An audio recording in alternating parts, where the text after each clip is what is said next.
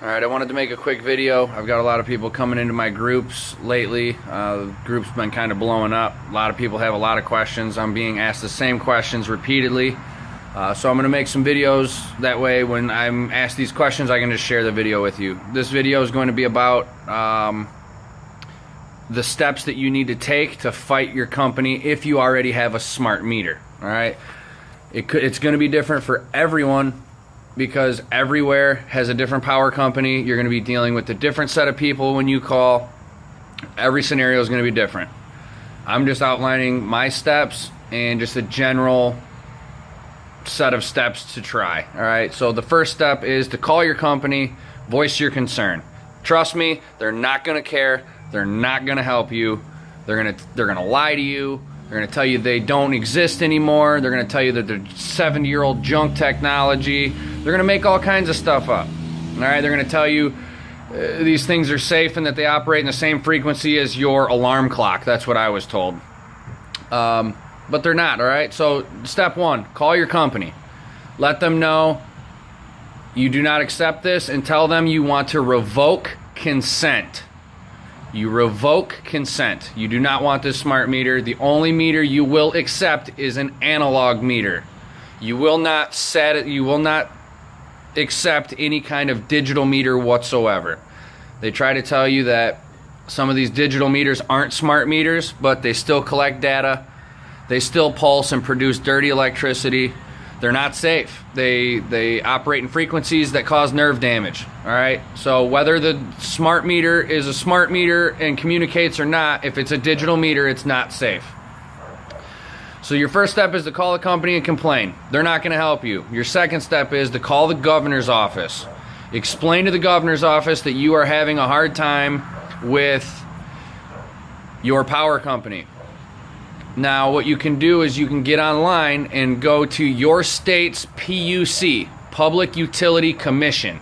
All right, every state has a different website, different area, but it's out there. You just got to search for your state. You get on there, you find your state's PUC, Public Utility Commission, and you fill out an informal complaint. After you fill out that complaint, they have 14 days to comply, otherwise it goes before a judge. And trust me, they don't want that happening if you know what you're talking about. So they're going to try to do something right away. So that's what I did. I called my governor's office.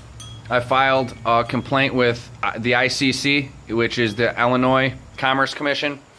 And they emailed me back and told me that it was not their jurisdiction, that they couldn't do anything, unfortunately. So I called the governor's office back and I said, listen, my company is telling me that there is no corporate office and that they have no one regulating them. I filed a complaint with the ICC, Illinois Commerce Commission, who regulates them. They say that they don't regulate them. Is this just a rogue company? Are they out here on their own? What's going on?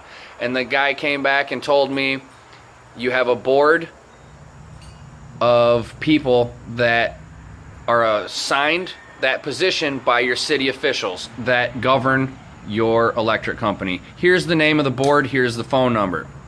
So I called that number and I repeated my complaint. That lady also told me that they don't have any kind of power over the power company, but she would make a phone call to them and voice my concerns for me.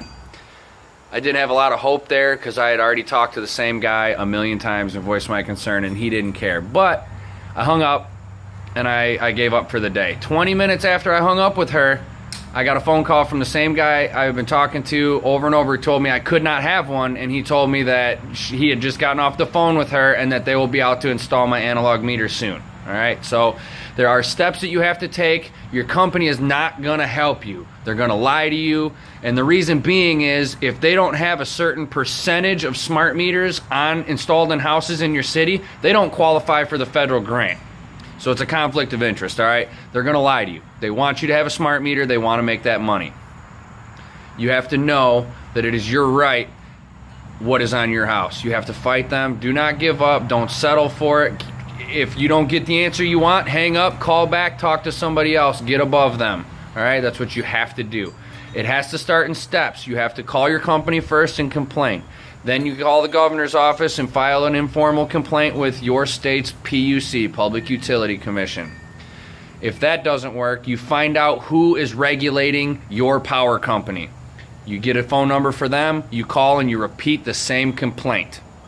That should do it. That worked for me. Once I repeated my same complaint to the Board of Regulators, 20 minutes later I got a phone call and they came out here on Monday and installed my analog meter.